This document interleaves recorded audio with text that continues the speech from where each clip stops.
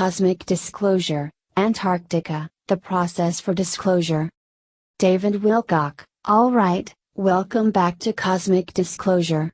I'm your host, David Wilcock, and we're here with Goode. Corey, welcome back to the show. Goode, thank you. David, so in our last update we had just gotten up to the point where the Dark Priestess of the Underworld, Mara, had materialized in your room, was acting very sarcastic, as if she had complete control of the situation, and was then portaled back by the Anshar and put in stasis, but they did give you a warning, right? They said that others like her could show up. Corey, they stated that there would be some of her kind coming to look for her. David, okay. Meaning that they might also visit you as well and you'd have to defend against them. Corey, right. David, let's go from what happens next. Corey, sure. And for the record, none of Mara's people have approached me since then. David, okay. Corey, it's been fairly quiet. I've been picked up a number of times, and in the meetings I've been given, no questions briefings by the two airmen that had assisted me up and down the stairs of the craft. David, and that means you're not allowed to ask questions? Corey, no questions. You just sit there and listen. They were filling me in on more information about Antarctica, what has been discovered down there, how it's being processed, how they plan on presenting it to humanity in stages. David, okay. Corey. As well as I was having meetings with who we call Sigmund, the commanding officer. And he has also been sharing interesting information with me, some of which I can't even discuss because it has to do with the upcoming meetings that I'm going to have, more of a terrestrial nature. David, okay. So, then we've covered the thumbnail of that. Have you also been having Anshar meetings?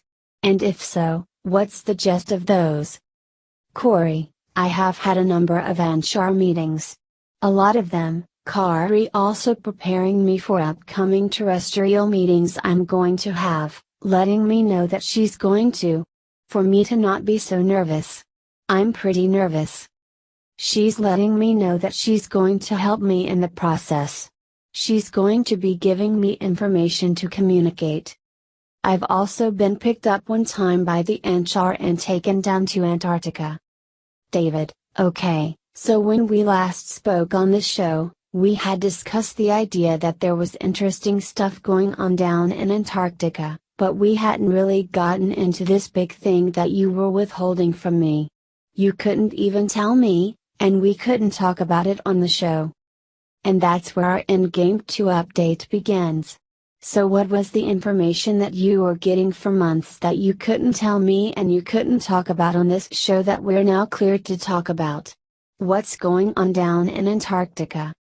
Corey, well, according to Sigmund's men and Sigmund, they have made major discoveries.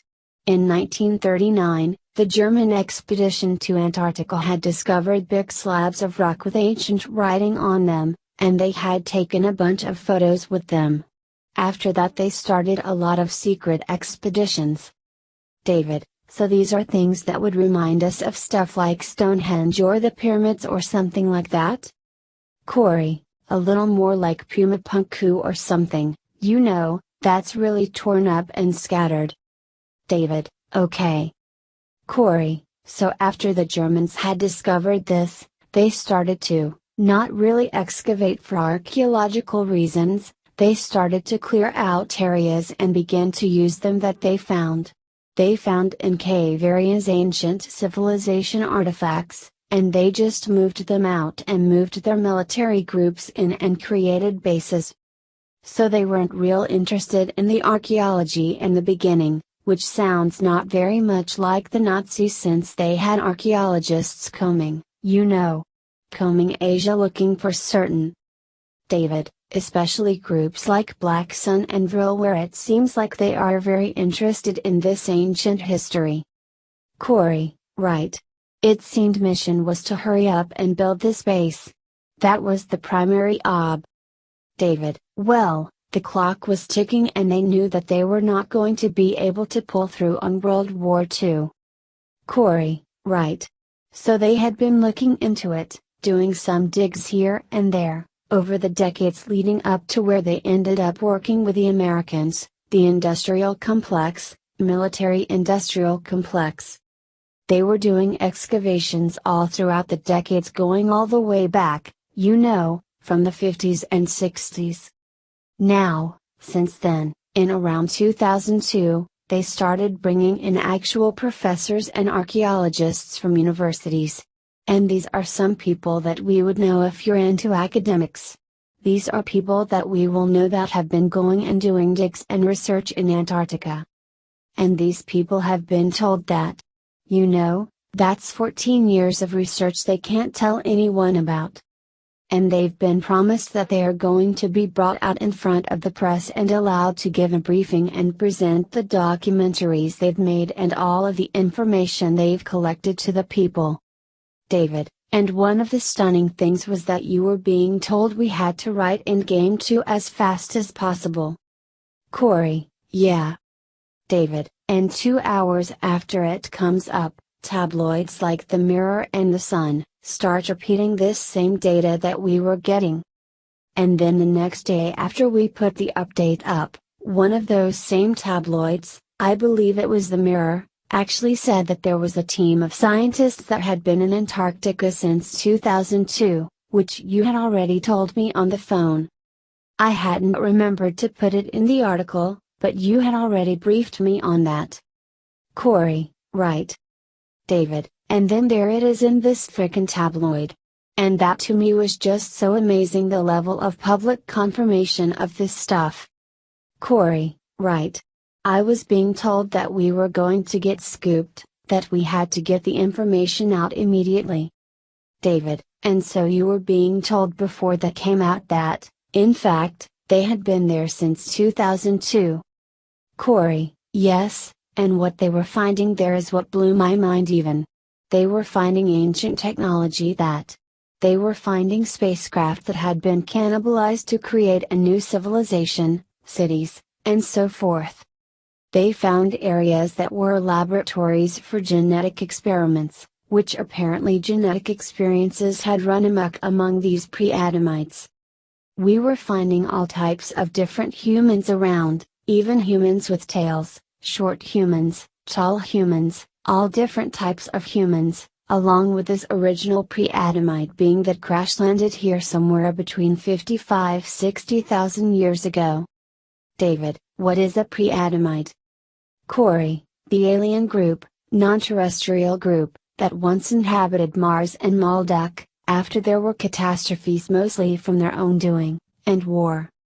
David, this was 500,000 years ago. Corey, right. 500,000 years ago. Then they end up on the moon for a period of time.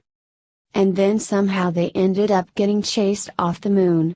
There were some attacks that occurred, and after that they fled, but their craft were too damaged to leave our solar system or make it to another planetary sphere.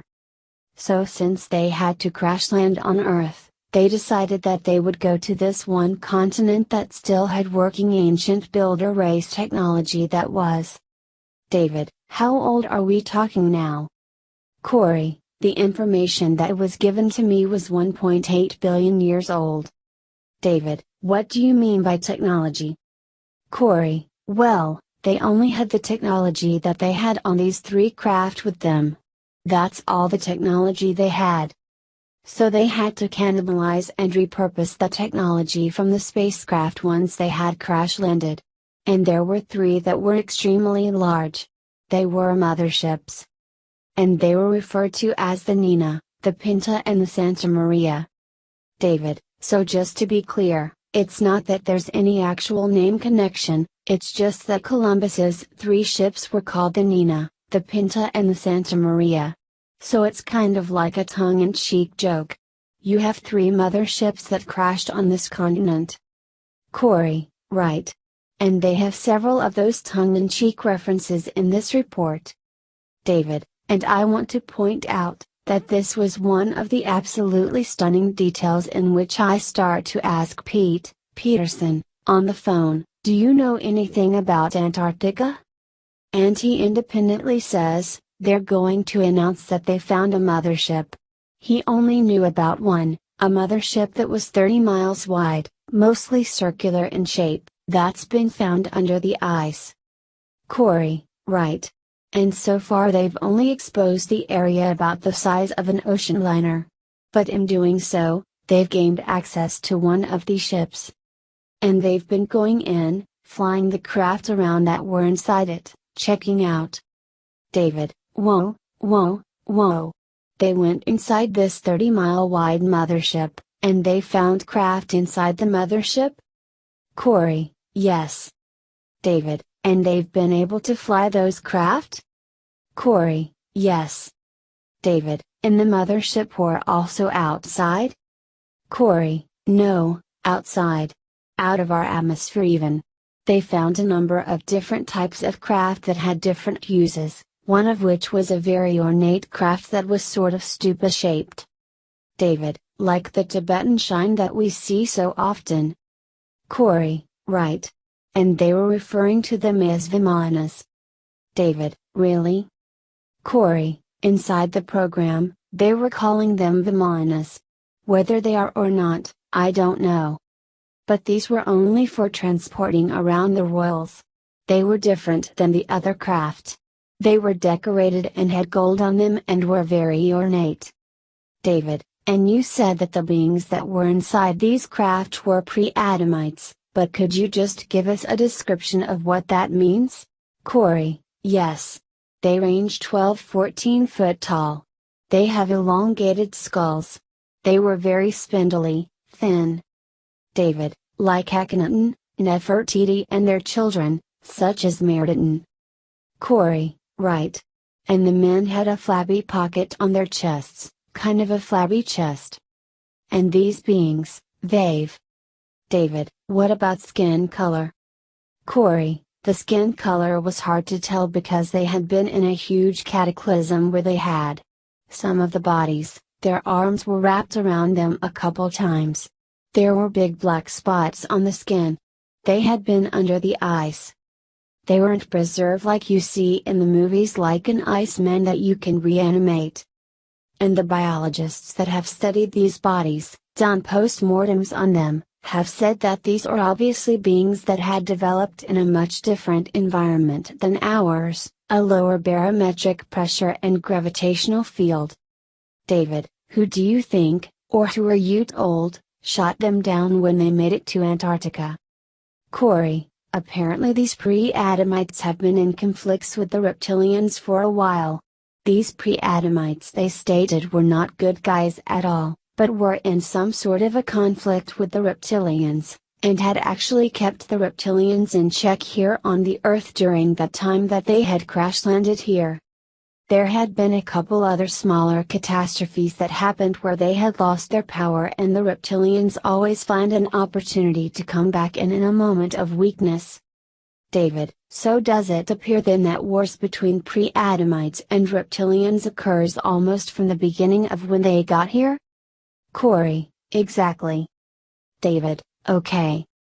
Corey, but after these cataclysms that occurred on Earth, the pre-Adamites and the reptilians sort of had a truce or a treaty. And after that point, the reptilians pretty much controlled all of Antarctica, and the pre-Adamites had zero ability to get access to their ancient technology, their libraries. Everything was down there. David, right.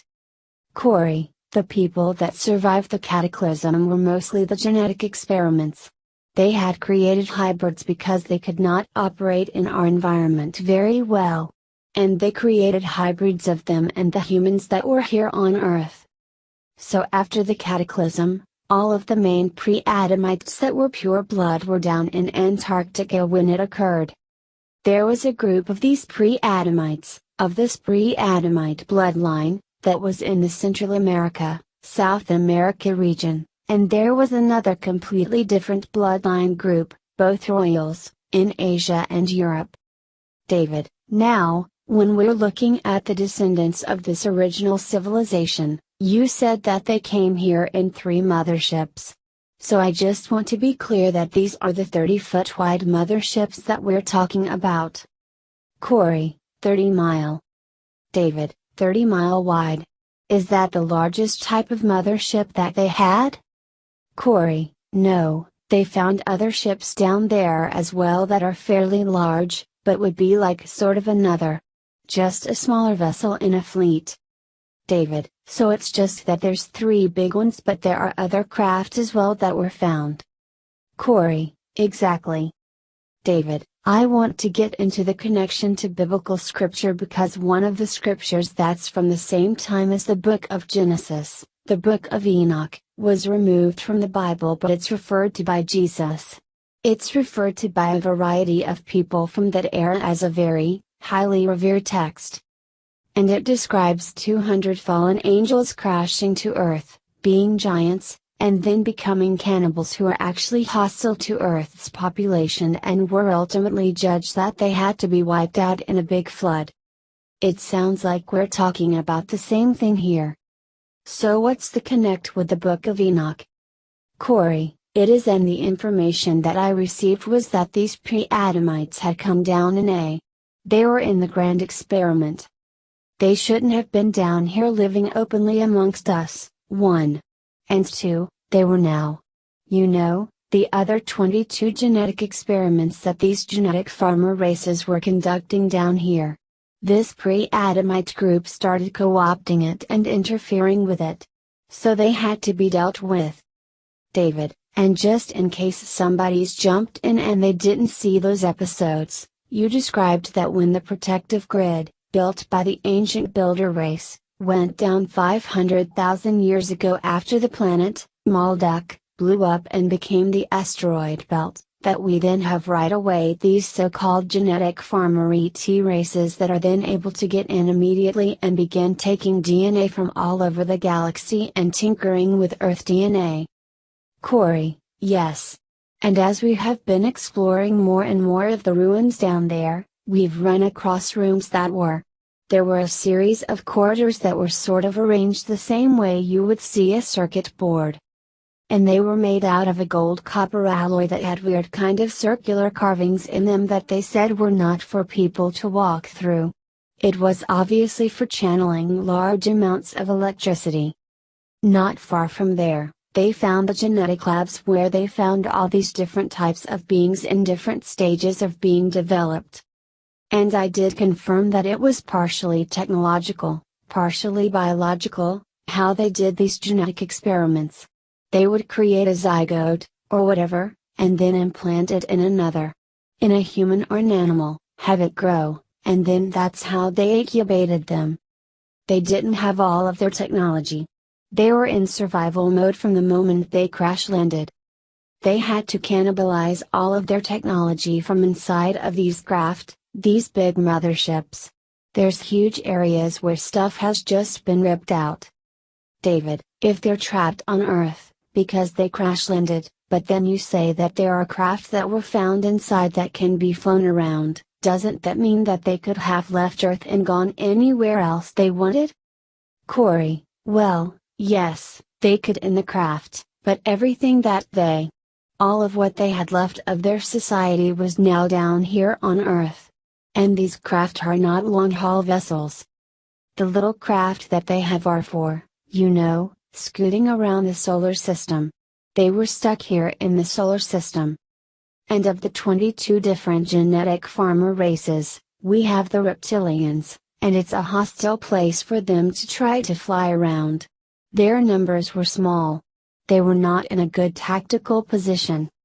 David, so they could theoretically visit moons of Jupiter, moons of Saturn, places like this, but they didn't have enough duration of fuel, let's say, or whatever travel capability, to actually leave our solar system. Corey, correct.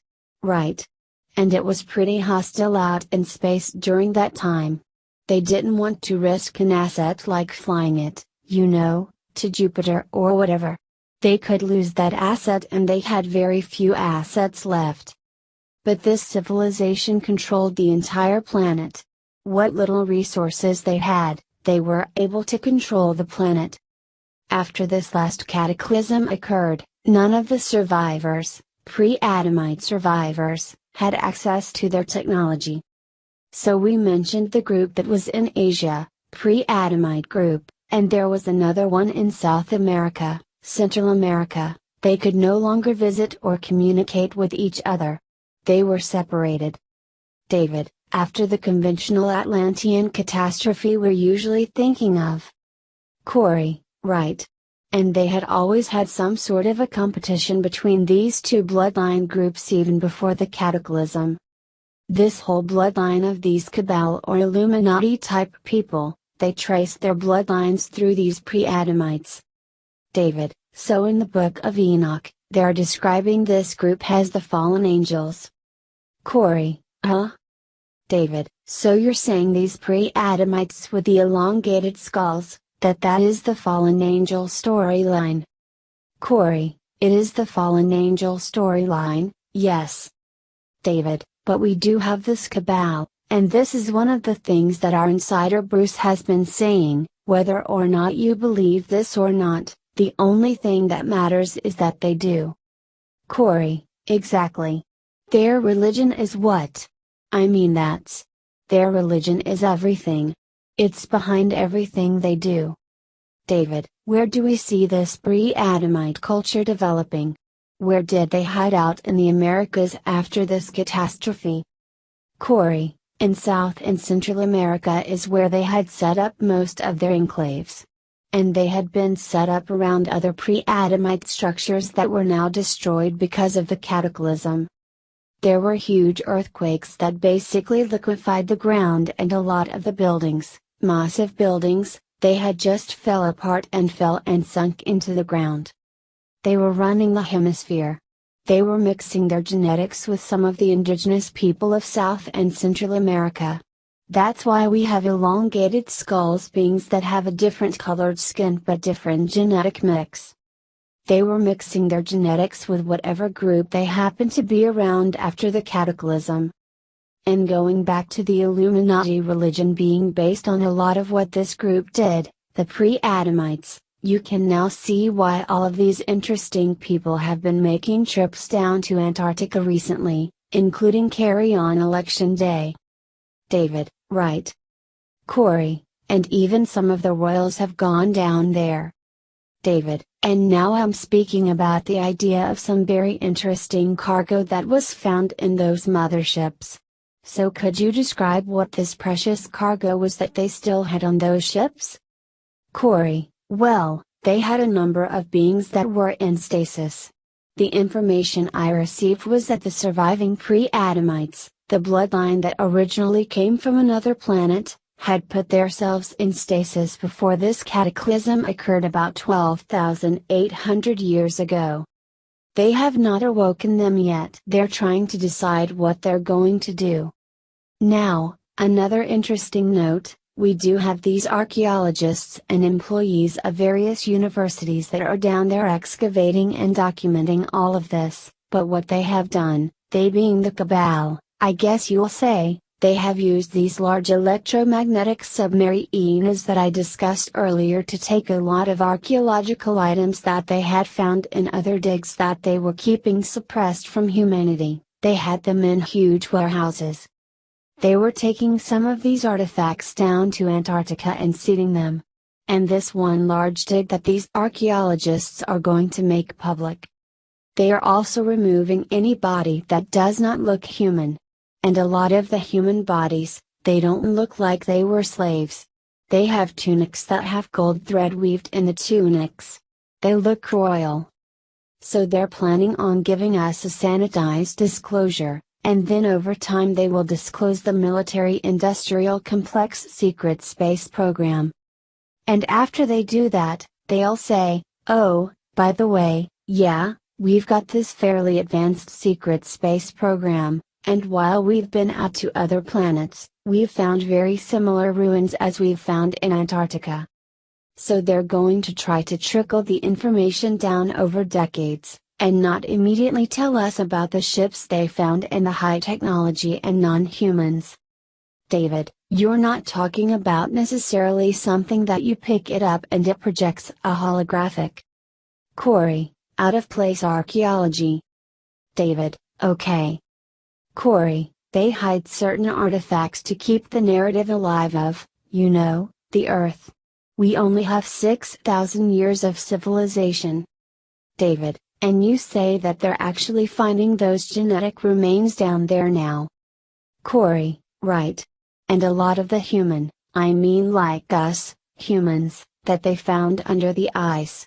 And this was they'd obviously been hit by a huge wave that then somehow flash froze. David, an ocean wave. Corey, an ocean wave, yes. And all of the bodies were referred.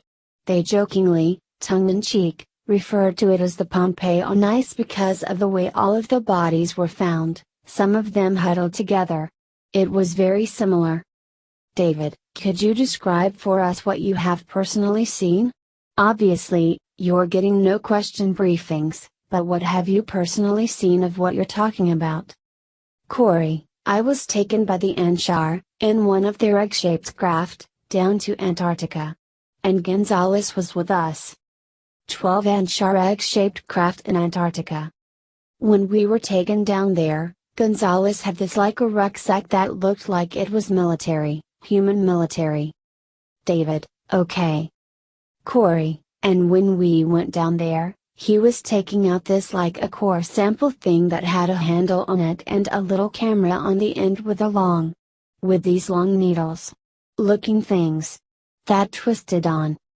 13 Gonzalez taking photos and getting genetic samples.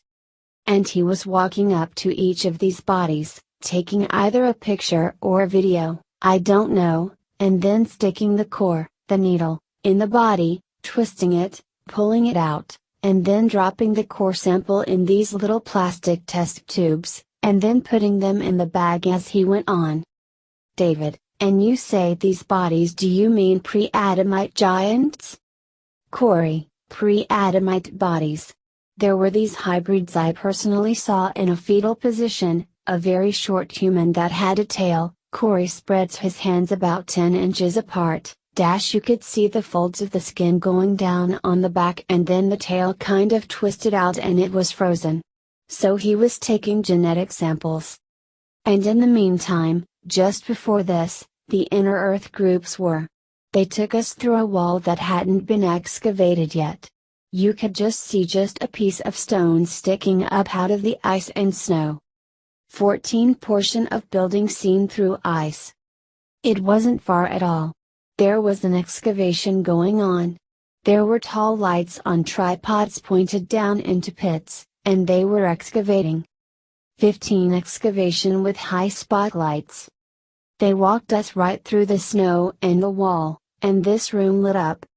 16 room with scrolls, books, records. And the room was full of scrolls, books. I mean, it was obviously a library. The two inner Earth beings walked up to one particular area like they knew exactly where they were going, opened up this collapsible box basically, and then started grabbing these metallic scrolls and putting them in the box. They were taking them.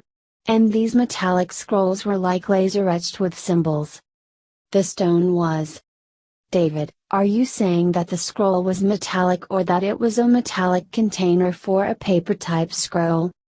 Corey, they were metallic sheets of metal rolled up. David, oh, sheets of metal rolled up. Corey, and it crinkled as they were picking it up. It sounded similar to tin. David, Corey, and on them, you could see there were like laser etched symbols, and they were removing those before they were located by the people doing the excavation. I still don't know what was on the scrolls or the significance of them. But when we left, they took them with them onto the craft.